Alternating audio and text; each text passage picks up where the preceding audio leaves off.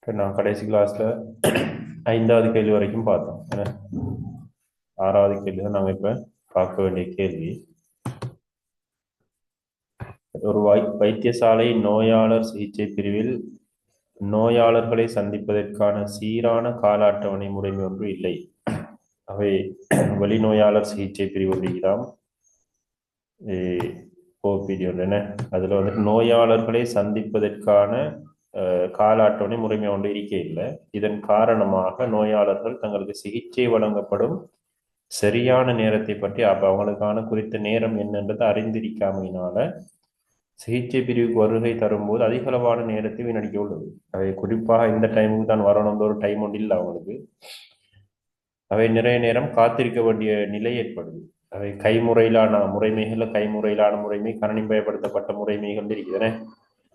கைமுறையிலான முறைமைகள் பயன்படுத்தப்படும் போது இவ்வாறான குறைபாடுகள் எங்களுக்கு வரும்.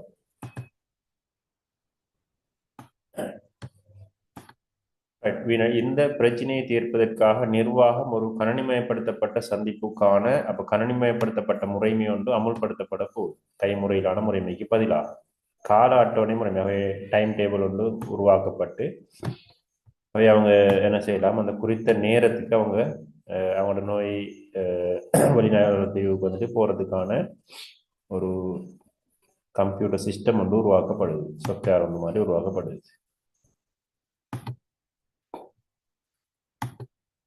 இதுல இந்த புதிய முறைமையில் நாட்களானது நோயாளிகளின் முன்பதிவு செய்யும் வகையில் வேறு வேறான நேரத்துண்டுகளாக பிரிக்கப்படுது. வேறு வேறான நேரத்துண்டுகளாக பிரிக்கப்படுதுனால் இப்ப 10 மணிலேருந்து 11 மணி வரை, 11லேருந்து 12, 12லேருந்து 1, அப்படி டைம் ஃப்ரேமாக பிரிக்கப்படுது. இப்போ அவங்க ஏதாவது ஒரு மணி தியாலம் தான் ஒரு நேர பிரிவு சொன்னால் 1 மணி தியாலத்துக்குள்ள 10 பேர் உதாரணமாக புக் பண்ணிடும். அந்த 10 பேருக்கும் 10 மணிலேருந்து 11 மணி வரைக்கும், அடுத்த 10 பேருக்கு 11லேருந்து 12 மணி வரைக்கும் அப்படி புக் பண்ணி போகலாம். இவ்வாறு ஒரு சந்திப்பை ஏற்படுத்த விரும்பும் ஒரு நோயாளிக்கு முன்பதிவு செய்வதற்கு கிடைக்கக்கூடிய, ஆகவே நாங்கள் வந்துட்டு புக் பண்றதுக்கு அந்த கிடைக்கக்கூடிய நேரத்துண்டம், எந்த நேரத்துண்டம் ஃபில் ஆகிட்டுன்னு சொன்னால் 10 பேர் புக் பண்ணிட்டாங்கன்னா அடுத்த நேரத்துண்டம் ஃப்ரீயாக இருக்கும். நேரத்துண்டங்களை பற்றி அறிவிப்பதற்கு, இந்த நேரத்துண்டம் தான் ஃப்ரீயாக இருக்குது அப்படின்று அறிவிப்பதற்கு இந்த முறைமையில் பயன்படுத்தத்தக்க ஒரு நல்ல வழிமுறையை பிரயோகிக்க என்ன செய்யலாம் என்றுதான் கேள்வி.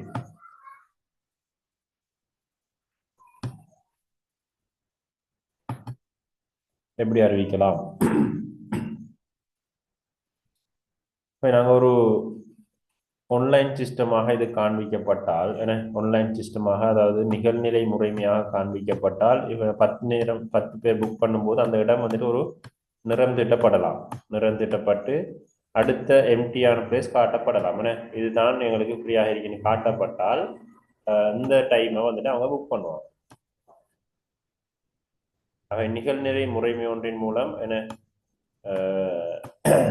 நிறந்திட்டப்படல் ஃப்ரீயான நேர துண்டங்கள் தவிர ஏனைய துண்டங்கள் நிறந்திட்டி காண்பிக்கப்படலாம். வேற எப்படி காண்பிக்கப்படலாம்?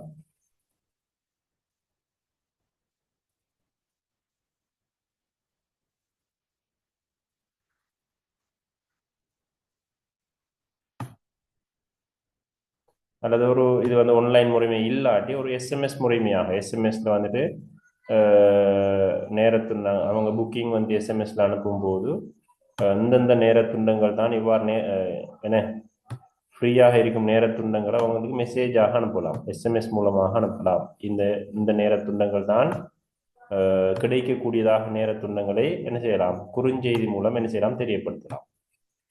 அல்லது நிகழ்நிலை முறைமையாக இருந்தால் நிகழ்நிலை மூலமாக அவங்களுக்கு அந்த இடைவெளிகள் காட்சிப்படுத்தப்படலாம் அப்படின்னு ஏதாவது ஒரு முறையில் எழுதலாம்.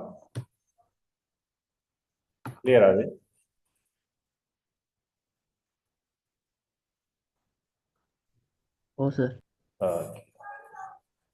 இப்ப 2வது பார்த்தோம்னால் இந்த புதிய சொல்லுங்க, டவுட்டா?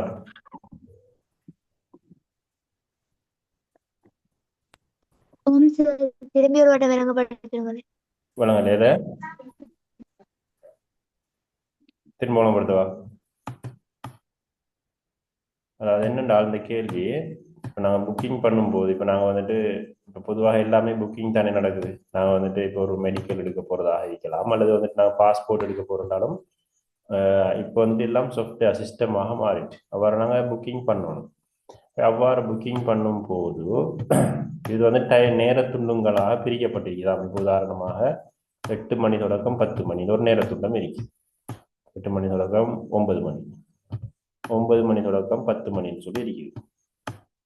இப்போ நிறைய பேர் புக் பண்ணிட்டு போறாங்க. 8 மணி தொடக்கம் 9 மணி நேர துண்டம் வந்துட்டு ஃபில் ஆகிட்டுன்னு சொன்னால் அடுத்ததாக இந்த நேர துண்டம் வந்துட்டு ஃபில் ஆகும். அடுத்து அப்படி ஃபில் ஆகிட்டு போகுது. இவ்வாறு நாங்கள் வந்துட்டு புக்கிங் இல்லாட்டி நிறைய பேர் என்ன செய்யறாங்க, போய் காத்துட்டு இருந்து நேரத்தை வீணடிக்கிறாங்க. அவை புக் பண்ணிட்டு போனா நாங்கள் வந்துட்டு எங்களுக்கு 9 மணி தான் எங்களுக்கு புக்கிங் டைம் தான், 9 மணிக்கு போனாலும் எங்களுக்கு போதும். அவை 9-10 மணிக்குள்ள எங்கள்ட அந்த வேலை முடிஞ்சிடும். அப்போ அதுக்கான ஒரு சிஸ்டத்தை தான் உருவாக்குறாங்க. இவ்வாறு புக் பண்றதுக்கு இவ்வாறு ஃப்ரீயாக இருக்கக்கூடிய அந்த நேரத்துண்டங்கள் தானே. அப்போ இது வந்துட்டு ஃபுல் ஆகிட்டு இது ரெண்டும் ஃப்ரீயாக இருக்குதுன்னு சொன்னால் அந்த ஃப்ரீயாக இருக்கக்கூடிய நேரத்துண்டங்களை எவ்வாறு அந்த அவங்களுக்கு காட்சிப்படுத்தலாம் அப்படின்றதான் கேள்வி. இந்த சந்திப்பை ஏற்படுத்த விரும்பும் ஒரு நோயாளிக்கு முன்பதிவு செய்வதற்கு கிடைக்கக்கூடியதாக இருக்கும் நேரத்துண்டங்களை பற்றி அறிவிப்பதற்கு அவங்களுக்கு எப்படி அந்த இந்த நேரத்துண்டம் தான் ஃப்ரீயாக இருக்குன்னு சொல்லி அவங்களுக்கு தெரியப்படுத்தலாம் அப்படின்றதுக்கான ஒரு நல்ல வழிமுறையை அவங்களை பிரேரிக்கலாம். பொருத்தமான ஒரு வழிமுறையை பிரேரிக்க. அதுக்கு நான் என்ன சொன்னா, இது ஒரு ஒன்லைன் சிஸ்டமாக இருந்தால், நிகழ்நிலை முறைமையாக இருந்தால் புக்கிங் பண்றதுக்கு நாங்கள் லொகின் பண்ணி போறோம். அந்த சிஸ்டத்துக்குள்ள போனோம்னால் இவ்வாறு ஃபில்லாகின நேர துண்டங்களாக இவ்வாறு நேர துண்டங்களை பிரித்து காட்டும் போது இந்த ஃபில்லாகினத்தை ஒரு கலர் பண்ணி காட்டலாம். ரைட், இது ஃபில் ஆகிட்டு இதை புக் பண்ணிடாது. சரிதானே? உதாரணமா நீங்க ஒரு படம் பார்க்க போறேன்றாலும் புக் பண்றேன்றால் இந்த இந்த டைம் புக் ஆகிடும். இப்போ வந்துட்டு குறித்த டைம் வந்துட்டு இப்போ உதாரணமாக 10 மணி ஷோ இருக்குது, 10லேருந்து 11 ஷோ, 10லேருந்து 2 மணி ஷோ வந்து இந்த ஷோ வந்து புக்கிங்கில் ஃபில் ஆகி காட்டுவாங்க. அப்போ இது வந்து ஃபில் ஆகிடுச்சு, இது கலர் பண்ணி காட்டினா இது ஃபில் ஆகிட்டு. இப்போ அடுத்த டைம் ஸ்லோட் வந்துட்டு அடுத்த படம் இருக்குது 1 மணிலேருந்து 4 மணின்னு சொன்னால் அதில் வந்துட்டு எத்தனை சீட் இருக்குதுனால் எத்தனை சீட். இப்போ உதாரணமாக 50 சீட்னால் 50 சீட்னா புக் ஆகின சீட்டை வந்து கலர் பண்ணி காட்டுறது. புக்கிங் நம்ம இருக்குது 10 சீட் ஃப்ரீயாக இருக்குன்னா 10 சீட்டையும் கலர் பண்ணாம காட்டுறது, நிறந்துட்டாம காட்டுறதுனால அவை 10 இடைவெளி இருக்குதுன்னு சொல்லி அர்த்தம். அது ஒரு முறை எப்படி அவங்களுக்கு காட்சிப்படுத்தலாம்ன்றதுக்கான முறை. அவை நிகழ்நிலை முறைமை ஒன்றுல கிடைக்கக்கூடிய நேரத்துண்டங்களை நிறம் தீட்டாமலும் என்ன ஏற்கனவே முன்பதிவு செய்த நேரத்துண்டங்களை நிறம் தீட்டியும் காண்பித்தல் அப்படின்ற சொல்லி ஒரு வழிமுறையை நீங்க பிரேரிக்கலாம். அது ஒரு முறை. அல்லது ஒன்லைன் சிஸ்டமா இல்லாட்டி நிகழ்நிலை முறைமை இல்லாட்டி சில மெசேஜ்ல புக் பண்ணுவாங்க. ஏன்னா மெசேஜ் அனுப்பணும், நாங்கள் வந்துட்டு அந்த சிஸ்டத்துக்கு ஒரு நம்பர் அடிக்கும், மெசேஜிங் சிஸ்டம். நாங்கள் மெசேஜ் அனுப்பும்போது அங்கேருந்து எங்களுக்கு மெசேஜ் வரணும், இந்த நேரத்துண்டங்கள் எங்களுக்கு உங்களுக்கு ஃப்ரீயாக இருக்குதுன்னு சொன்னால் திரும்ப அதில் ஒன்றை நாங்கள் புக்கிங்காக எஸ்எம்எஸ்லேயே அனுப்பலாம்.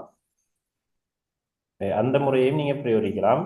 குறுஞ்செய்தி மூலம் வந்துட்டு கிடைக்கக்கூடிய நேரத்துண்டங்களை நோயாளர்களுக்கு அறிவித்தல். அப்படி 2 முறைகளில் நீங்கள் என்ன செய்யலாம், பொருத்தமான 2 முறையில் ஏதாவது ஒன்று நீங்கள் என்ன செய்யலாம், பிரேரிக்கலாம். கிளியரா?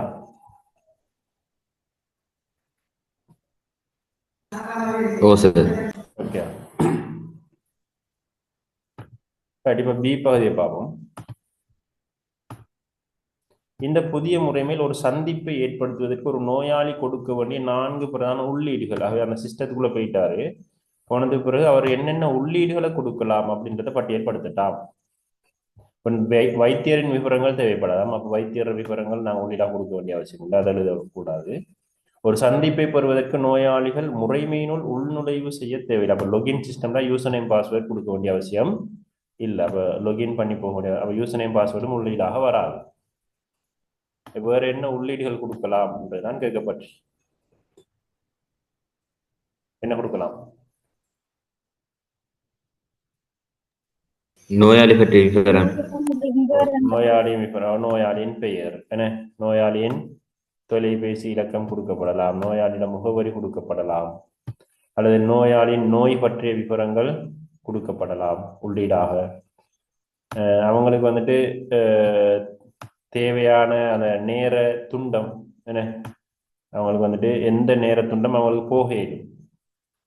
எந்த டைம் ஃப்ரேமுக்குள்ள அவங்களுக்கு உதாரணமாக 5 மணிக்கு தான் வெளியே போகிறதுனால் அவருக்கு எந்த டைம் உங்களுக்கு போகிறதுக்கு விருப்பம்னு சொல்லி அவருக்கு கொடுக்கக்கூடியதாகவும் இருக்கலாம். 5 மணி அப்படின்றதுதான் அவருக்கு போகக்கூடியதாக இருக்கின்றால் அந்த நேரத்துண்டம் அதை நாங்கள் உள்ளீடாக கொடுக்கலாம். கிளியர் அது?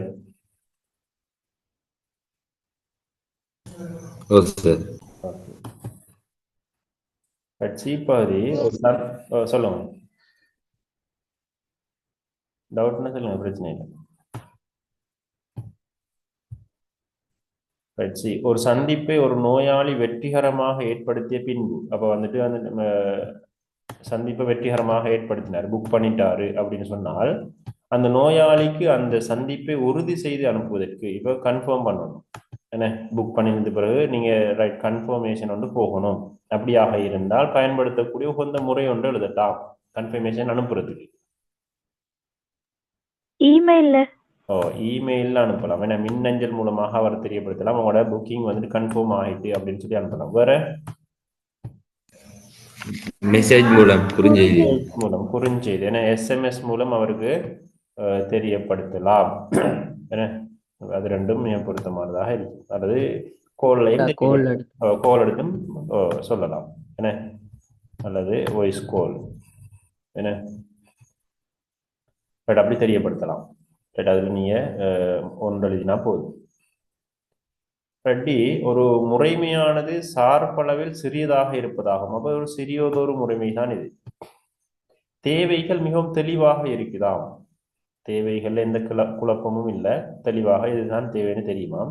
தேவைகள் மாறிக்கொண்டிருப்பதற்கான சாத்தியம் மிகவும் குறைவு. அவை மாறக்கூடிய தேவைகளாக இது இல்லை அப்படின்னு சொன்னால் நீர்வீழ்ச்சி பொருத்தமா ஊட்டாட்டு விருத்தி மாதிரியும் பொருத்தமானதுதான் கேள்வி. எந்த முறைமை விருத்தி மாதிரியம் இருக்குதானே எது பொருத்தமாக இருக்கு? நீர்வீழ்ச்சி மாதிரி என்றால் என்ன? இல்ல, நீர்வீழ்ச்சி மாதிரி என்றால் என்ன? நீர்வீழ்ச்சி மாதிரி என்றால் நாங்க ஏற்கனவே 6 படிமுறைகள் படித்ததுதான். எஸ்டிஎல்சியினுடைய படிமுறைகள் 6 என்ன, தேவை இனங்காணல் என்ன, வடிவமைப்பு, குறிமுறைப்படுத்தல் 6 படிமுறைகள் படித்தோம். சோதித்தல், நிறுவுதல், பராமரித்தல். இந்த 6 படிமுறைகள், இந்த படிமுறைகளை வந்துட்டு ஒரு ஒழுங்குமுறையாக செஞ்சு கொண்டு வரதுதான் நீர்வீழ்ச்சி. அதாவது முதலாவது படிமுறை முடிச்சதுக்கு பின்னால்தான் 2வது படிமுறை மேற்கொள்ளப்படும் நீர்வீழ்ச்சியில. 2வது படிமுறை ஃபுல்லா முடிச்சதுக்கு பின்னால்தான் 3வது படிமுறை மேற்கொள்ளப்படும். ஆகவே படிமுறையாகவே 3வது படிமுறைக்கு வந்தா திரும்ப 2வது படிமுறை செய்யலாது. 2வது முடிஞ்சதுதான், திரும்ப மேல போகாது, தொடர்ச்சியா கீழ் நோக்கி மட்டும்தான் வரும் நீர்வீழ்ச்சியில. அவை தேவை பகுப்பாய்வு முதலாம் கட்டத்தில் இருக்கு. தேவைகள் இனங்காணல் முதலாம் கட்டத்தில் இருக்குது. அவை நீர்வீழ்ச்சி மாதிரில தேவைகள் முதலாவதாக இனங்கண்டு எல்லாம் முடிச்சதுக்கு பின்னால்தான் டிசைனுக்கு போகும். ஆகவே மாறக்கூடிய தேவைகளுடைய முறைமைக்கு நீர்வீழ்ச்சி பொருத்தமாக இருக்குமா இருக்காதா?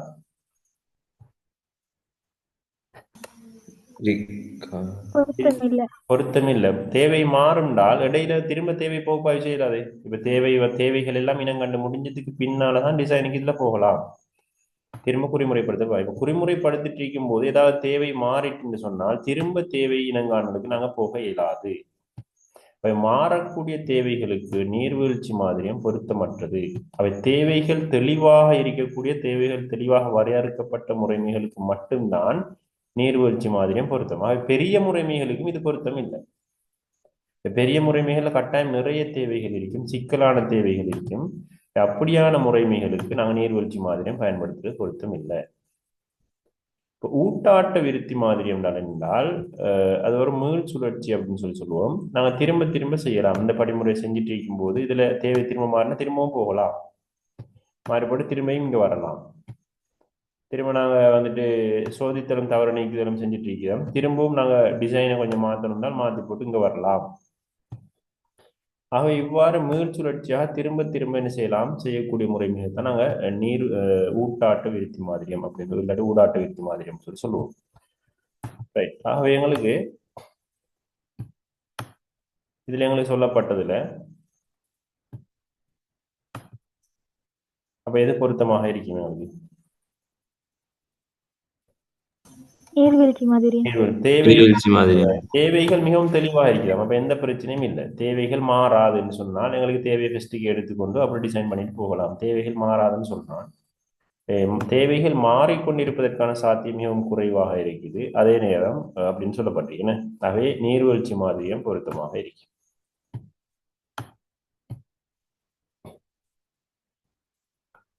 முறைமையானது விருத்தி செய்யப்பட்டு நன்றாக சோதிக்கப்பட்டது. அப்ப விருத்தி செய்யப்பட்டதுன்னா விருத்தி செய்தல்ன்றது குறிமுறைப்படுத்தல் என்ன. இது வந்துட்டு குறிமுறைப்படுத்தப்பட்டு முடிஞ்சு அவை கோடிங் எழுதி விருத்தி செஞ்சுட்டாங்க. கோடிங்க்கு பின்னால்தான் எஸ்டிஎல்சியில் எங்களுக்கு இருக்குது சோதித்தலும் தவறு நீக்கலும். அவ டெஸ்டிங்கும் முடிஞ்சு நன்றாக சோதித்து பார்த்தாச்சு. அவை எந்த குறைபாடுகளும் வராது பெரும்பாலும் என்று எடுத்துக்கொண்டு நேரடி சமாந்தரம் என்பவற்றுள் எந்த நிறுவுகை வகை இதுக்கு பொருத்தமாக இருக்கும் அப்படின்னு சொல்லி சொல்றாங்க.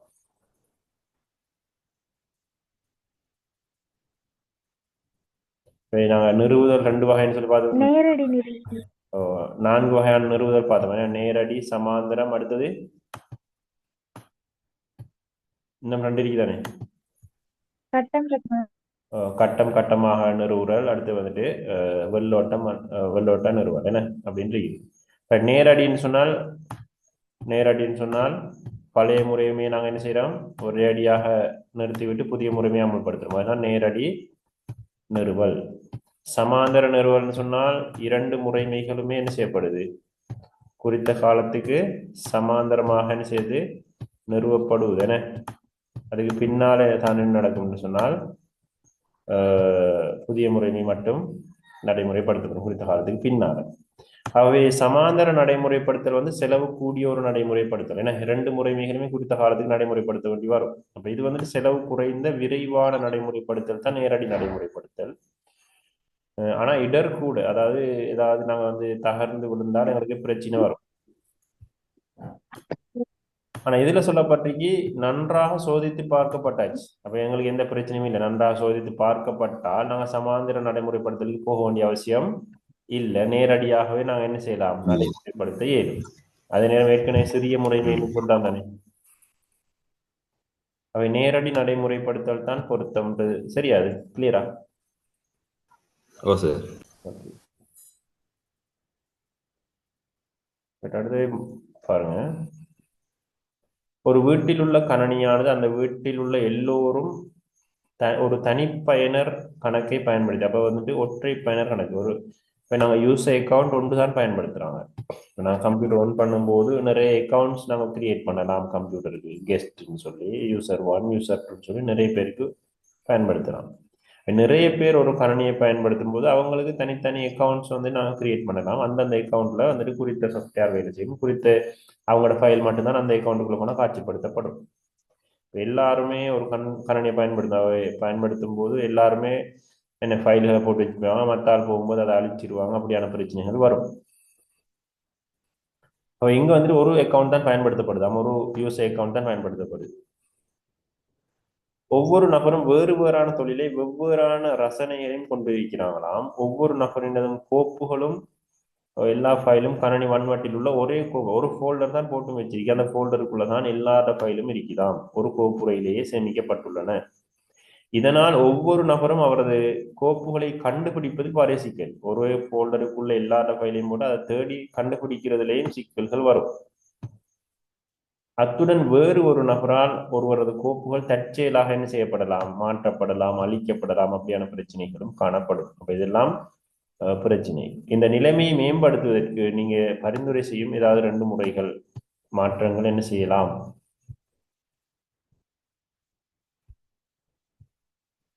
என்ன செய்யலாம்?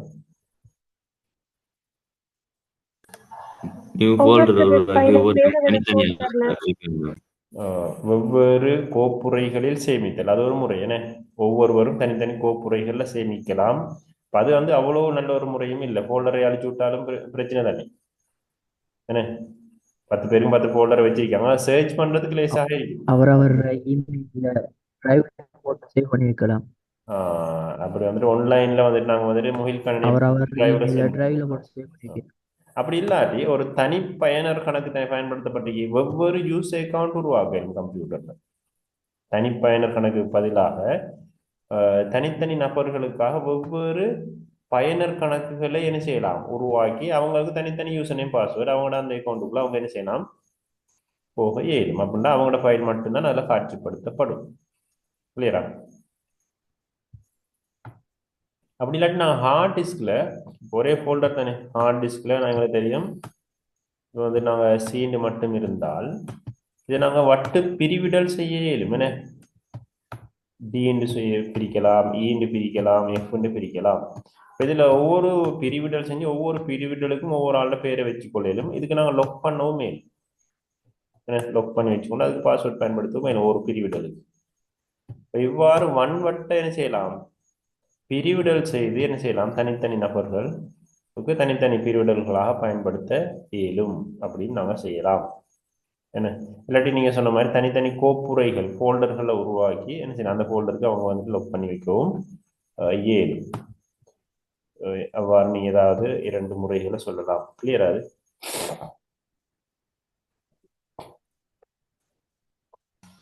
ஆமாம் சார். இதுக்கு நான் சொல்லுவேன் வட்டு பிரிவிடல் டிஸ்க் பார்ட்டிஷன் அப்படின்னு சொல்லுவோம்.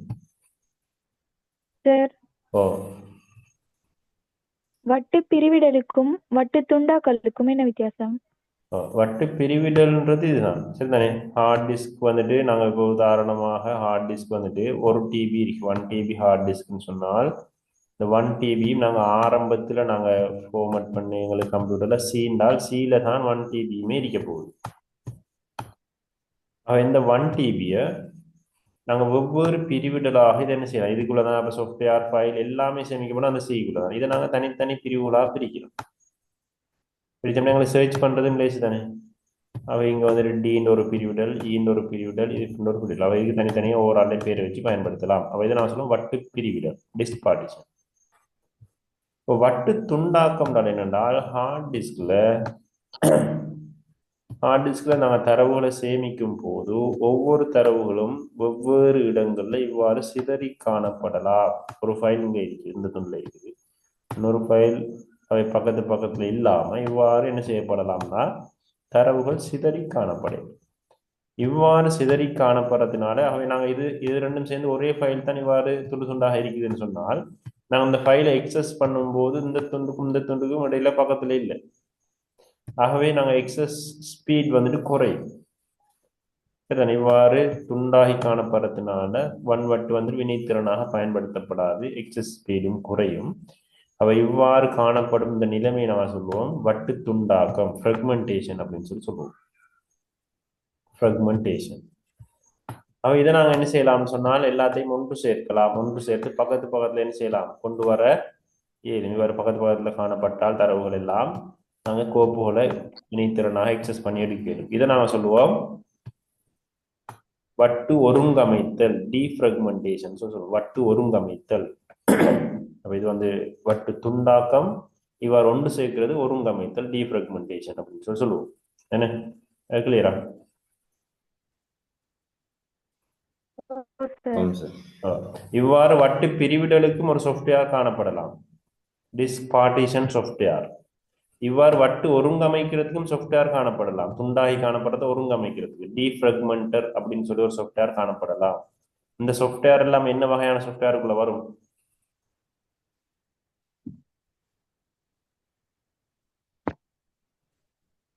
என்ன வகையான மென்பொருளுக்குள்ள வரும்? வட்டு ஒருங்கமைப்பு மென்பொருள், வட்டு என்ன பிரிவிடல் மென்பொருள், வட்டு வடிவமைப்பு மென்பொருள். ஃபார்மட் பண்றதுக்கு நீங்க ஹார்ட் டிஸ்க் பயன்படுத்தலாம் சாஃப்ட்வேர். இதெல்லாம் என்ன வகையான மென்பொருளுக்குள்ள வரும்? முறைமை மென்பொருள். முறைமை மென்பொருள் தான். முறைமை மென்பொருள் என்ன வகைக்குள்ள வரும்?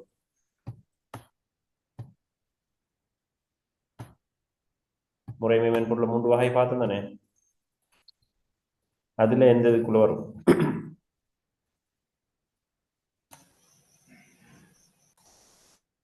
தெரியாது சார்.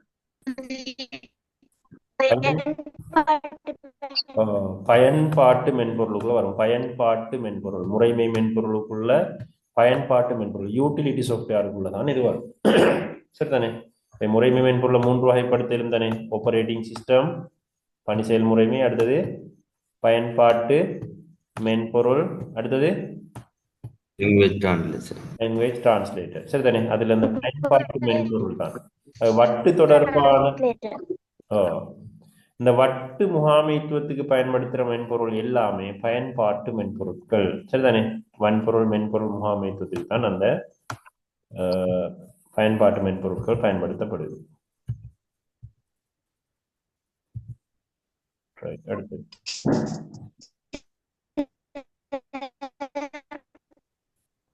கிளியர் இல்லைமா?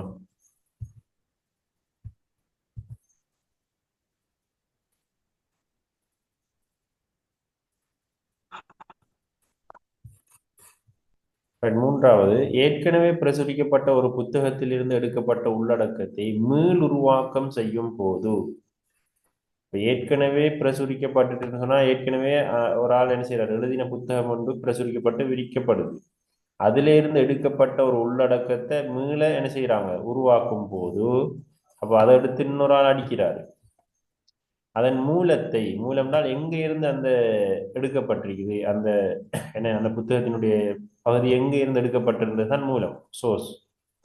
குறிப்பிடுவது கட்டாயம், எங்க இருந்து எடுக்கப்பட்ட விஷயம் கட்டாயம் குறிப்பிடப்படும். இப்ப நாங்க இன்டர்நெட்ல இருந்து ஒரு விஷயத்தை எடுத்து போறோம்னாலும் எந்த வெப்சைட்ல இருந்து எடுத்துக்கிறோம், இல்லாட்டி ஒரு புத்தகத்துல இருந்து எடுத்துக்கிறோம், இந்த புத்தகத்துல இருந்து எடுத்துக்கிறோம், இல்லாட்டி இந்த ஒரு நாவல்ல இருந்து நாங்க எடுத்துக்கிறோம், இல்லாட்டி இன்னொரு ஆள் சொன்ன கருத்தாக இவர் தான் இந்த கருத்தை சொல்லியிருக்கிறாருன்னு சொல்லலாம். அப்படின்னு என்பதற்கு ஒரு காரணத்தை தருக. ஒரு ஆளோட அதுக்கு நான் சொன்ன கருத்து திருட்டுனே, ஒரு ஆளோட எண்ணங்கள் கருத்துக்களை அவர உரிமை இல்லாம, அனுமதி இல்லாம நாங்க வெளியிடறத நாங்க என்ன சொல்லுவோம், கருத்து திருட்டு, பிளேகியாரிசம் அப்படின்னு சொல்லுவோம். சரிதானே? பிளேகியாரிசம். அப்ப இன்னொரு ஆள் சொன்ன விஷயம் அல்லது இன்னொரு ஆள் தெரிவிச்ச கருத்து, இன்னொரு ஆளோட எண்ணங்கள் கருத்துக்களை தமது எண்ணங்கள் கருத்துக்களாக வெளியிடுறது அந்த கருத்து திருட்டுன்னு சொல்லுவோம். இந்த கருத்து திருட்டு அப்படின்றத நாங்க தடுக்கிறதுக்கு எங்களுக்கு 3 முறைகள் இருக்குதுன்னு, கருத்து திருட்டை குறைப்பதற்கு உணவு புக்ல 3 முறைகள் சொல்லப்பட்டிருக்கு.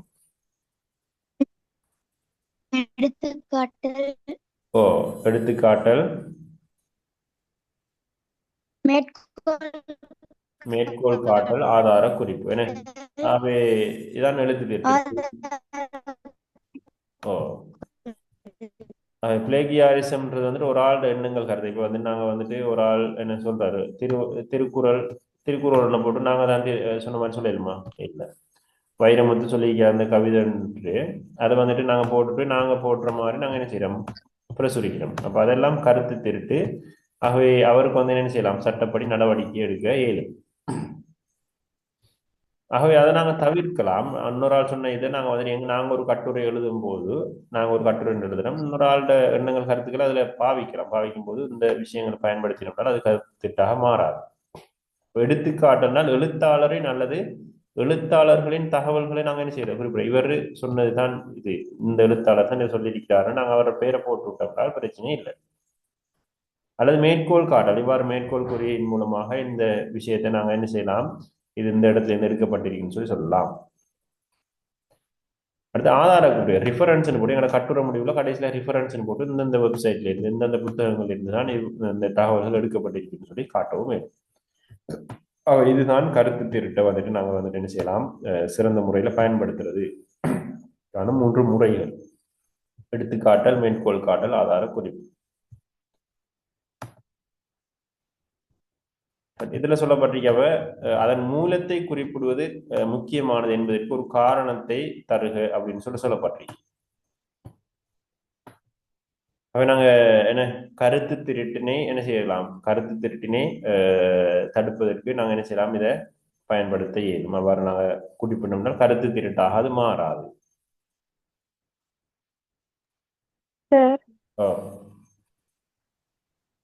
எழுத்து திருட்டும் கருத்து திருட்டும் உண்டா? எழுத்து திருட்டுன்றது எழுத்து திருட்டையும் அதை தான் சொல்றாங்க, கருத்து திருட்டு தான். சரிதான், எண்ணங்கள் கருத்துக்களை திருடுறது தான் எழுத்து திருட்டுன்றது.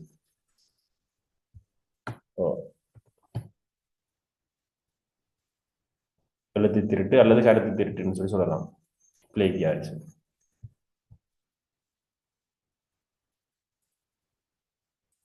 சரியா? அது கிளியரா? ஓ சார். பட் மேகக்கணிமையின் 3 சேவைகள் இருக்குதுன்னு என்னென்ன?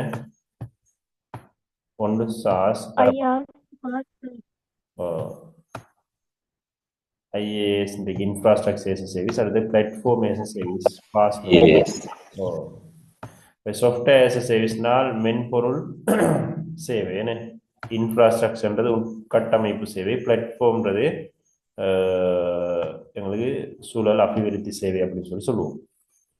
பட் மென்பொருள் சேவை அப்படின்னு சொல்லி சொல்றது என்னென்றால், அப்போ நாங்கள் வந்து சாஃப்ட்வேர்ஸ் வந்துட்டு ஆன்லைனில் பயன்படுத்தலாம். நாங்கள் சாஃப்ட்வேர் ஒன்றை ஆன்லைன்லேயே பயன்படுத்தலாம். ஆஃப்லைனில் நாங்கள் டவுன்லோட் பண்ணி இன்ஸ்டால் பண்ணி பயன்படுத்த வேண்டிய அவசியம் இல்லை. நிகழ்நிலையில் இருக்கக்கூடிய மென்பொருட்களையே நாங்கள் என்ன செய்யலாம்? பயன்படுத்த இயலும். அப்படின்றது தான் software as a service. Software as a சர்வீஸை பயன்படுத்துறதுனால என்ன அனுகூலம் கேட்கப்பட்டு? என்ன அனுகூலம்?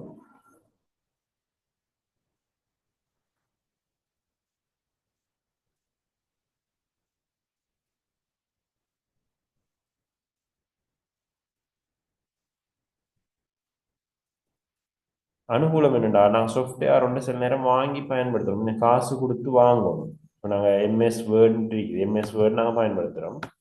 அந்த ஆஃபீஸ் பேக்கேஜ் வந்து நாங்கள் காசு கொடுத்து என்ன செய்யணும்? வாங்கி இன்ஸ்டால் பண்ணணும். அதுக்கு பதிலாக நாங்கள் ஆன்லைன்ல இருக்கணும். கூகுள் டாக்ஸ் இருக்கலாம், அல்லது ஆன்லைன்ல வேர்ட் இருக்கலாம். அதுகளை பயன்படுத்துறதுனால மென்பொருளுக்கான செலவு குறைவு, மென்பொருள் செலவு குறைவு அப்படின்றது ஒரு அனுகூலம். சரியா? அடுத்தது, மென்பொருட்களை நாங்கள் இன்ஸ்டால் பண்ணுறதுனால, கம்ப்யூட்டரில் இன்ஸ்டால் பண்ணுறதுனால எங்களோட கம்ப்யூட்டரோட நினைவகம் என்ன செய்யும்? ஸ்டோரேஜ் வந்துட்டு பிரச்சனை வந்து வரும். இப்போ நினைவக பற்றாக்குறை, அல்லது வந்துட்டு சேமிப்பு வசதியினுடைய பற்றாக்குறை, அல்லது வந்து கணனி வந்துட்டு வினைத்திறனாக செயற்படாது. நிறைய சாஃப்ட்வேராக நாங்கள் இன்ஸ்டால் பண்ணினோடனே லோட் ஆகும், ஏன்னா வினைத்திறனாக செயற்படாது. இப்போ மென்பொருட்களை நாங்கள் வந்துட்டு கணனியில நிறுவுறதுனால கணனியில வந்துட்டு என்ன செய்யலாம்? நினைவக பற்றாக்குறை வரலாம். அந்த பிரச்சனை வந்து என்ன செய்யப்படும்? சாஃப்ட்வேர் as a சர்வீஸால தீர்க்கப்படும். ஏன்னா நாங்கள் வந்துட்டு ஆன்லைன்ல கிளவுட்ல இருக்கக்கூடிய ஒரு சாஃப்ட்வேர் தான் பயன்படுத்த போறோம், இன்ஸ்டால் பண்ணாமல் பயன்படுத்த போறோம். அடுத்து, மென்பொருளை நாங்கள் சாஃப்ட்வேர் ஒன்று இன்ஸ்டால் பண்ணினோம்னு சொன்னால் அதை நாங்கள் என்ன செய்யணும்? அப்டேட் பண்ணணும். அதை வந்து நாங்கள் பராமரிக்கணும். பராமரிப்பு செலவு ஒன்று இருக்கும். அதுக்கு நாங்கள் வேறையாக அப்டேட் எல்லாம் பண்ணணும். அப்போ பராமரிப்பு செலவு குறைவு, மென்பொருளுக்கான பராமரிப்பு செலவு குறைவு. அடுத்து, ஆன்லைன்ல சாஃப்ட்வேர்களை பயன்படுத்தினா நிகழ்நிலையிலேயே எங்களோட தகவல்களை சேமிச்சு வைக்கலாம். அந்த சாஃப்ட்வேர் வந்து நிகழ்நிலையே சேமிக்கப்படும் தானாக. பாதுகாப்பு அதிகமாக இருக்கும் அப்படின்ற விஷயங்களை நீங்க சொல்லலாம். கிளியரா? Software as a service.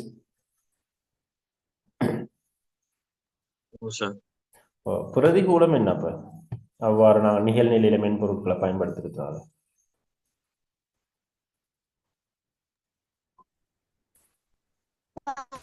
Storage அதிகமாக தேவைப்படும். ஸ்டோரேஜ் தேவையில்லையே எங்களுக்கு. ஆன்லைன்ல தான் சாஃப்ட்வேரை பயன்படுத்த போறோம். ஆஃப்லைன்ல பயன்படுத்தினா தான் ஸ்டோரேஜ் தேவைப்படும். ஆன்லைன்ல நாங்கள் சாஃப்ட்வேரை பயன்படுத்துறதுனால எங்களுக்கு ஸ்டோரேஜ் பிரச்சனை வராது. திருடப்படும். சொல்லுங்க. இன்டர்நெட் வசதி தேவை. இன்டர்நெட் வசதி தேவைன்றது ஒரு பிரதிபலம். அப்போ இணையம் இருந்தால் மட்டும்தான் நாங்கள் என்ன செய்யலாம்? சாஃப்ட்வேர் as a சர்வீஸை பயன்படுத்தலாம். அவை இணையம், அதாவது தொடரா இணைப்பு அல்லது இணையம் அவசியம். ஏன்னா சிறந்த இணைய தொடர்பு அவசியம். சாஃப்ட்வேரை நாங்கள் பயன்படுத்திட்டு இருக்கிறோம்னால் நல்ல கவரேஜ் இருந்தால் தான் நாங்கள் என்ன செய்யலாம்? நல்ல இதாக இருந்தால் தான் பயன்படுத்தலாம். சிறந்த இணைய வசதி அவசியம் அப்படின்றது ஒரு இந்த பிரதிகூலம். வேற வைரஸ் இணையத்தை பயன்படுத்துறதுனால என்ன செய்யலாம்? எங்களுக்கு வந்துட்டு வைரஸ் இதுகள் வரலாம் கணனிக்கு. அதை விட நாங்கள் சொல்லலாம் தகவல் திருட்டு நடக்கலாம். தகவல் திருட்டுனால்